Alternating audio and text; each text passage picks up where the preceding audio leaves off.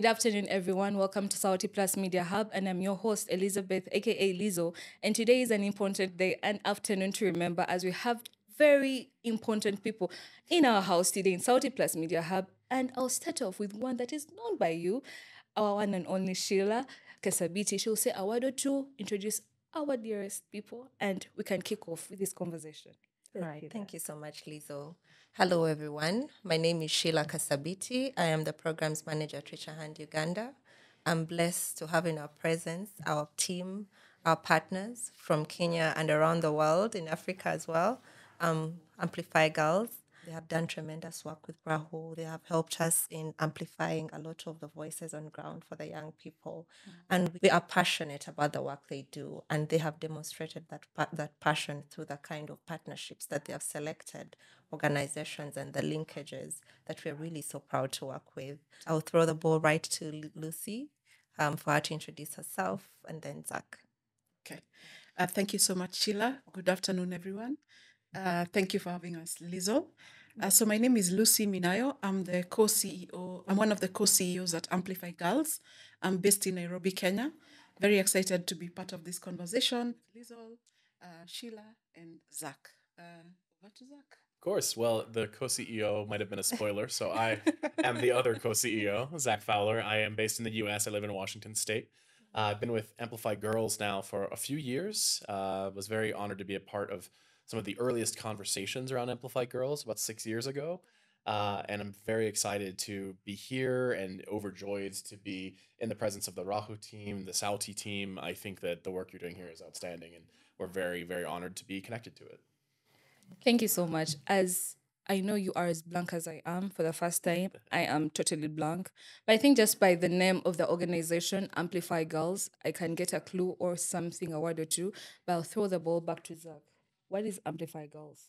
So, Amplify Girls is a network of a few dozen community based organizations throughout East and Southern Africa. So, we work in 5 countries: Kenya, Uganda, Rwanda, Tanzania, and Malawi. And in these 5 countries, we work with community driven organizations that are working tirelessly and brilliantly and innovatively to lift up adolescent girls.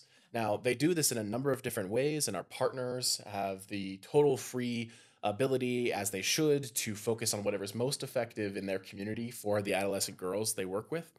But our job is to make sure that those organizations that have been critically and chronically underappreciated and undervalued receive the respect that they deserve, and that they have access to key resources that might open doors for them. One of the main things we're very interested in is helping them understand how they impact the lives of girls and how we know that girls' lives are changing. But that's our job as a network, is to provide that support, some access to research and resources that are vital for those organizations, and advocacy opportunities as well. We want to lift them up and help them continue to do strong work with the girls they know best. Thank you so much, Zach. Lucy, as Zach has stated, it's a network and it's big. And being that you're from Kenya and right now you're here in Uganda, Rahu being one of your partners and the organizations that you're dealing with, why Rahu? Very interesting. So I think so our partners come from, they are doing various things. They work on different issues. They work on sexual reproductive health rights, among others, education, etc. So Rahu came into Amplify Girls through an application process.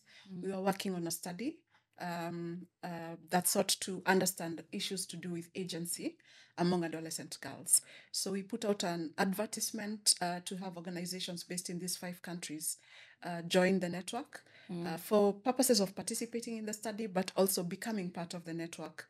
That's how Rahu came into the picture, and that's how Rahu is part of Amplify Girls.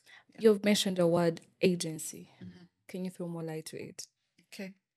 Agency. Wow. I think many people understand agency in different ways. Empowerment. People, when they're talking about agency, they're talking about empowerment and many, capacity building, etc. Our understanding of agency through this study is the capacity of a girl to advocate for their own issues and to take action in the community in relation to issues that are affecting them or concerning them. That's how the network understands agency. Thank you so much. Sheila, as Zach and Lucy have mentioned that Rahul is part of the partners, for how long has Rahul been with Amplify Girls? And what has Rahul attained from Amplify Girls? Well, the journey is short, but has really been long in terms of the achievements that we have made. Amplify Girls is one of those key partners that has come on board and amplified the kind of research that we need to do to understand what are the issues the girls are facing in the communities. I think, if I'm to remember right, the first research that we did was one that we did in the school communities, where we were asking the girls the different key issues that they're having and how best they're able to voice them out, and how best do they feel informed, if they do they feel well informed enough to even voice out the issues that they have. And I think that was one of our pioneering researches with Amplify Girls that has made us even deepen our work that we are doing, having more of evidence driven innovations in place. Earlier on today, we were explaining and showcasing to them the kind of activities or innovations that the young girls have done at Rahu and at Sauti Media Hub. And one of the key things that stood out while they were viewing, and the comments and the feedback that they were saying, is as Rahu, we have exceeded our expectations. We are delivering beyond what is expected, and I think that speaks volumes coming from a partner who has not been with Bahu for so long. It speaks volumes in terms of reaching the last mile of girls in the communities, and it speaks volumes in terms of pushing out the right content and being really intentional to reaching out to the young girls. So that is one of the key things that I take away from the discussions that we had earlier in the morning, and appreciating having you on board, or appreciating to choose to work with Richer Hand because of that key niche that you saw in them and their targeted focus towards addressing urgency for the young girls in the communities. Thank you so much, Sheila. Zach, you mentioned that you and Lucy, you mentioned that research is your top key priority to see to it that you understand the adolescent girls and see to it that they are impacted. So, let me say for the past year, what is the research that you attained out in the whole research that you attained, mostly in our country, Uganda? That's a great question. So there's no way to answer what Amplify Girls has been doing on the research front for the last year without describing what Amplify has been doing for the last 6 years about the research. So when Amplify Girls first came together, we started with a group of less than 20 organizations and have more than doubled that now. But the initial group was a part of a series of conversations, interviews, surveys, these really complex processes to understand their top priorities. And these community organizations identified through a process that the number one thing they wanted for the girls that they were serving was a stronger sense of agency in those young women. And so the question then became, if we're going to help these community-driven organizations elevate and reach to the next level, get the attention and the respect they deserve, how do we help them prove that they're increasing agency? That's their number one goal. How do we show that they're doing it? And so for the past 6 years, we have been working tirelessly with the network and with key researchers, Dr. Auburn Allen Seidel, who's based in the US, and Dr. Brenda Oulo, who's based in Kenya. Together, they run an organization called the Girls Agency Lab, and we've been working with them to create one of the world's first psychometric measures for girls' agency. So this is a survey tool that can detect agency levels in an adolescent girl and allow you to track it over time. So you can give it at the start of a program and the end of a program and know if you've made a difference in that girl's agency level. So the research that we've been doing for the past year or two, most recently, has been validating that survey, strengthening that survey, making sure that that survey does what we claim it can do. And that has been a process where we worked with more than 8,000 adolescents to test the survey, to refine the questions. This really came out of a big brainstorming session with partners 6 years ago. And the first version of the survey had 107 questions in it, which obviously is far too many if you're going to give it to an adolescent girl. So the process of getting it down to something that's manageable is also the process of testing and researching which questions matter, which questions tell you really valuable insights and which ones don't. And so we're finally in the final stretch here where we're almost ready to make this tool publicly available for any community organization. And along the way, of course, we've learned some things about agency and how it performs in adolescent girls as it relates to this tool. Amazing, Zach. as you're getting to the end of the whole tool to be finalized, what are those questions that you're found and they're like the topmost? Like, can you get a sneak peek of those questions? Yeah, I think some of the biggest questions that still remain are, well, I'll tell you the big one. And so for us, our definition of agency goes back to what Lucy was saying earlier, that agency is effectively an adolescent girl's ability to effect change in her life and in the community. According to the research that Dr. Seidel led up with the Girls Agency Lab, that means understanding both a girl's ability to make change and her belief in her ability to make change. So you have to both know that you can do it or think that you can do it, and then have the skills needed to do it. Those are two different things. What we found as we've broken agency down into different divisions, basically, there are 4 areas that define agency overall. The one that's hardest to capture, and this is the question that we're still working on, is what we call environmental beliefs, which basically is a girl's understanding of how easily her environment can change. And this is very tricky, I think, for anyone that's working with adolescent girls, because you can have a girl who is extremely confident, who is extremely skilled, has the support of herself, her colleagues, her family, everything. But if she looks out into the world and says, "Ooh, I think I'm going to get a lot of backlash if I try to make a difference," does she really have agency? That's the question. And the question of how do you test that? How do you get at that belief? That's been the number one challenge in trying to create a measure of agency. We think we've gotten there. We think we're going to have it, but that continues to be the biggest question: is how does that question of your understanding of how easily changed the world is around you, how do you measure that? That's quite a pretty strong question. Yeah. I'm lost in it because you may have the confidence, the skills, but then out there, come to think of it. Yeah, and that's what usually the struggle that young girls are facing. A lot of Yes. them, because as much as we're giving them information and only targeting them without the world around them, we're also making it difficult for them. So that's why we always approach with the approach we use and advocacy that we use is more of a holistic look at Elizabeth as an individual and the people around Elizabeth, so that you're designing an intervention that is targeting Elizabeth and the people around her, because those are the ones that are influencing her agency and the level of knowledge, the level of choice that she'll be able to take, and the actions that she'll be able to take from what she knows. So Well said. That's back to that still. Is this the environment? Do we still tag along with, since we're in an African setting, with the norms and beliefs that come along with it? Like young girls can't stand up and speak. If you're speaking, you're being disrespectful in a community. Is it tagging along with that? yes, it does. And I'll speak a little about that, knowing that still looking at Elizabeth as our persona or the young girl I'm very and saying, proud to be the persona yes, of the you day. are. And looking at her and knowing she's not isolated from the community in which she's in. She is definitely going to be subjected to the cultural beliefs and practices and norms that are in her community. But then how do you help her stand out of all that to be able to deliver, to be able to act and do what she believes is right?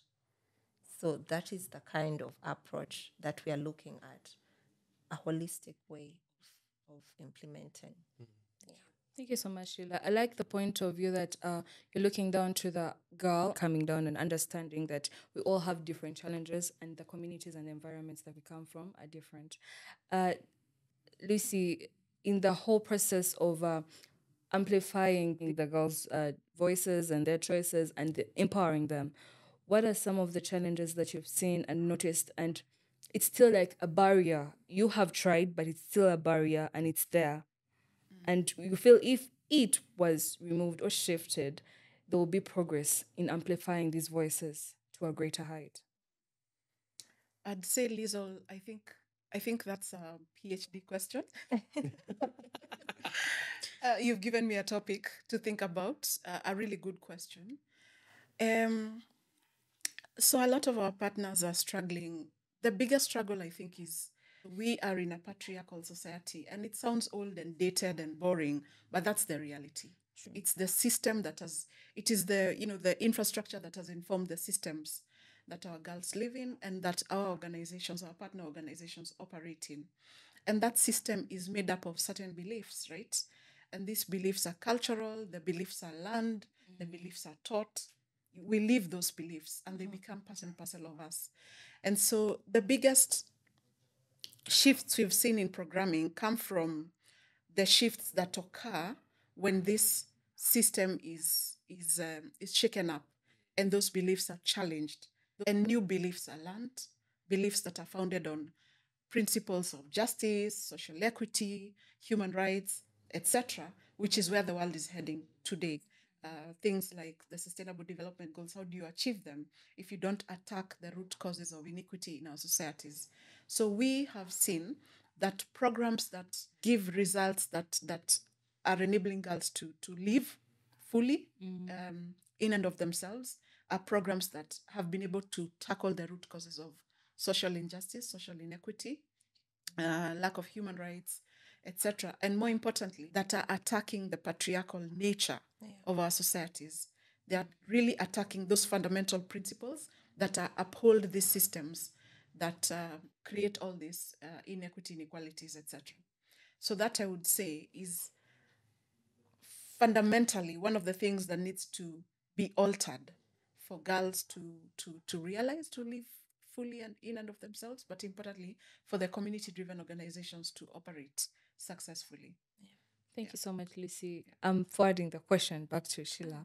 As Richer Hand, what is that one challenge? Yes, you've been progressing and you've done amazing work to amplify the voices of the girl child and to see to it that they are empowered and fully believe in themselves and the work and the skills that they're doing. But what are some challenges that you feel that they are very crucial and they have made you to be tied? If they were not there, Richer Hand would have done way better work than what it has done right now. Okay, thank you so much. I think I won't differ so much from what Lucy has said, but bringing on board key issues of resources. Resources are a critical point or a critical factor that's a key driver of reaching as many young girls as you can. And looking at the issue of limited resources that is also being gagged currently by the so many issues there's so many issues that are happening in the world, and we are having a lot of donors refocusing their energies on other critical matters and not necessarily the girls' agency. And that has become an inhibiting factor on our end. But to work around it, we have become more innovative and creative. We have brought on board approaches and methodologies that are looking at reaching the last mile girl, a girl who is deep in Kasese, a girl who is deep in Ajumani through the different innovations, so that even when Richer Hand is not able to raise enough resources, the girl can constantly be able to receive the right information and can always be referred to a facility for a healthcare service that she requires. And some of those innovations are stemmed from working with the community structures that we have. And one of the key things, like, I'm glad you associate yourself by being a peer educator. And that is one of the key root peer grassroots structure that we work with and are proud of. Because without them, we wouldn't be able to reach the masses of young girls that we reach on a daily basis. And also looking at the different communication innovations that have been put out, the ones that we were able to discuss through the Sauti Media app, where young people are able to constantly review different content and information being provided to you in form of film, entertaining. That is a very innovative approach, utilizing games, approaches that are stemmed at addressing key issues of access. How do we ensure a young girl is able to access? But that's not to say that resources are not needed for that to happen. Numerous resources are needed for that to effectively be working out in the different communities of implementation. And I think our most inhibiting factor has been resources. We will talk about the policies that we also have in the country.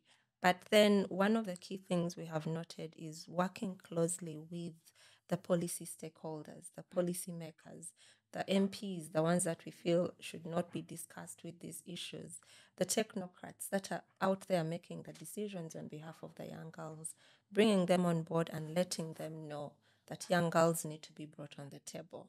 And for that to happen, we have brought on board interventions like the intergenerational dialogues True. that we are using to hold our leaders accountable, where you're having the young girl telling the leader, this is the issue I'm facing, but the policies that you're putting in place, I either do not know them on how best they can work best for me, or they are inhibiting the kind of services that I need to receive.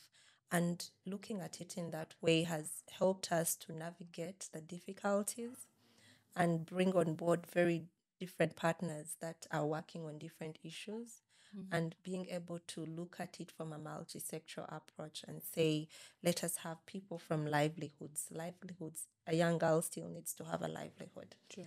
Let us bring people from health. A young girl still needs to access health services. Let us bring people from the education sector. And having that interconnection has helped to make sure that the young Elizabeth that we're talking about is having a holistic approach around her, so that she's able to even speak firmly and have all her issues addressed and communicated about. Thank you so much, Sheila. Liz, I just wanted to say, when Sheila was speaking, something struck me.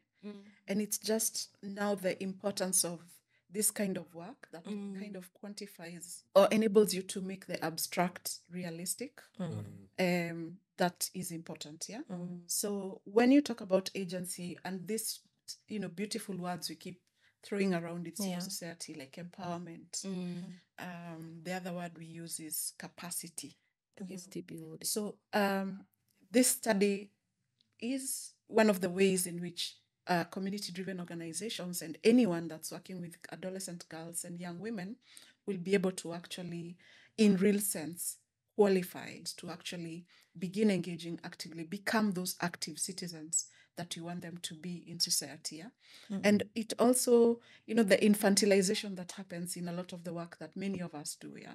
So we have, this can be a topic for another It's very podcast. okay. But for me, the point is that sometimes we can be working on really brilliant interventions, but recognizing that the wearer of the shoe knows where it pinches is where agency becomes critical. So the work, listening to Sheila, I was just struck by the importance of the work that they are doing and the fact that they are able to now young girls are able to now, using those interventions, they are able to engage in policy dialogues with people that draft those policies on behalf of the country and make it known what their issues are very clearly. And we are now seeing how policies are different. Policies are responsive, or government programs or NGO programs are actually responsive to the lived realities of those individuals. So I just wanted to emphasize the importance of this study and putting those tools in the hands of the people that are working with these communities is critical. And so we are hoping to see a lot more engagement around the study, a lot more adoption of the study, but importantly, a lot more girls and young women occupying tables and spaces and actually being actively involved in the shifts that they want to see in their communities. Thank you so much, Lucy. I can't wait for this tool. Sheila, we have tested the tool. It is a marvelous tool. I want to see a bit of the edits that they have done because I know they have really scaled it down. I feel like next time, invite me, please. It's coming. It's coming. We actually, in only a week's time, we are convening our full network of partners in Nairobi, which we haven't done in several years because of COVID. And during this session, we're going to be presenting the final version of the survey, as well as a user manual that helps partners navigate how to give it to girls, how to help them actually take the survey. And we're getting feedback from partners too on whether that's easy to understand, easy to use. But I can tell you right now that we heard the feedback loud and clear that when you're trying to get insights on the mental state of an adolescent girl, it needs to be girl friendly. It needs to be clear. It needs to be relatively simple. It needs to be age appropriate. And so I think the thing that most people are excited to hear is that the original version we started with several years ago, there was 107 questions, is down to about 30, which is much, much better. And from the research side of things, it is still statistically valid and strong as an evaluation tool at that size. So it is shorter, but we've maintained the strength that it had. I personally was already scared of the 107. Yes. They look so engaging. If I'm to give you a sneak peek, when we were utilizing the tool in one of the schools, and the students were so eager to give the information, and some of the answers they give you a aha moment, and sometimes you may not even ask the question on the tool because they're giving you already leading questions that are coming to mind. So it's a very engaging tool, that I can say. I like tools that involve a lot of interactions, just like she stated in the IGD. I think it was last week we had one in Gombe, one of the districts here in Uganda. And a young girl stood up and asked a question to the counselors and the doctors, they're called what? The VHTs. The VHTs, those ones. And she asked them because there was an increase in HIV in the space. And she asked a crucial question and she was like, I would like to go and test, right? But I don't have the power to tell the person I'm dating because they have the power. He's the man. I would want to be like, okay, let's just go and check. It's 5 years. We've been married for 5 years, but anything can go wrong. And when you do that, GBV comes in. They hit you, disrespecting them and all. So the question she asked, how can I do that? How can I convince him? And everyone didn't have an answer. She's like, we want, but we are tired. And it goes back to the agency that we're speaking of. And back to you still, Zach. What is the way forward for Amplify Girls as the tool is coming in a few weeks? Yeah. So we need to figure out the best way to distribute this tool throughout the world, right? Including obviously immediately to our network, but beyond that also. And so one of the things we've been working on creating is what's going to be known as the Adolescent Girls Agency Portal. This is an online database that you'll be able to sign up for as an organization, and you'll have access to the survey, printed copies of it, and also an online version of it. It will store all of the data from girls and programs, and you can be able to get your pre-program and post-program results from it. And it'll serve as a library of sorts, a resource library of what to then do with those results. So if you get agency scores and we break them down by those different sections I mentioned, those kind of skills and beliefs that we're looking at, let's say that Reach a Hand Uganda is using it and they see that in the leadership skills section, they're particularly strong. They're above average. The question is, so what? Now what? Right? And one of the things we want to do is to help provide resources to explain this is what that might mean for your programs. This is what that might mean for your curriculum. And this is how you can leverage that. So now that you know those results, go say this to a funder. Go write this into your next grant. Go tell your local policymakers this, and help use that to get some traction and attention and the respect that you deserve. So what we're doing right now is finishing the process of prototyping and beta testing that portal to make sure it works and is ready for full open gates and welcome to anyone that wants to use it. So we'll do that before the end of the year, and then we'll be ready to go. I like that since it's a .com area. Yes. Like everyone would want to be part of this, and mostly the young girls, the adolescents, you find them like rather than there is Instagram, but there is something that you can get information from and understand yourself. I like it. Yeah. And so do my people like it. I feel like they must It's a love good it. innovation. Very true. As we come to the end and of this beautiful podcast, I didn't want to let you guys go because I may not see you again. Oh, So sad, but I will give Sheila, what is your way forward as Rahul in this coming remaining months to end the year with Amplify Girls and the whole initiatives that are coming up with? So our way forward is one, receiving the tool and utilizing it to measure the level of impact we're having in the communities and understand if we're actually creating agency that we are speaking of, because that will help us even go a notch higher than what we are at now. I know that would heavily influence the innovation that we have because our innovations are up there, but Yes, they are. I know they will definitely influence the way they are stipulated, the way they are being articulated, so that we are reaching the young girls the way they need to reach. So that's what we are looking forward to. And we're also looking forward to ensuring that we do not leave any young girl behind. The statistics that we are seeing on a daily basis are quite alarming. Sometimes when you are in a meeting and they're talking of 17% teenage pregnancy. 17 does seem small, but 17 is alarming because 17 would mean that your niece, your sister is among that statistic and your neighbor. And that is something that we do not want to see happening. So we are looking forward to utilizing the tool, measuring the agency that we're creating in the young girls, and then also improving and working better, having better and more progressive innovations in place that we can utilize to have more impact on ground. Yeah. Thank you so much, Sheila. To you, Lucy, what are your final words as we're getting to the end of the podcast? Yeah. So not to dilute what has been said, and I'll just emphasize 2 points.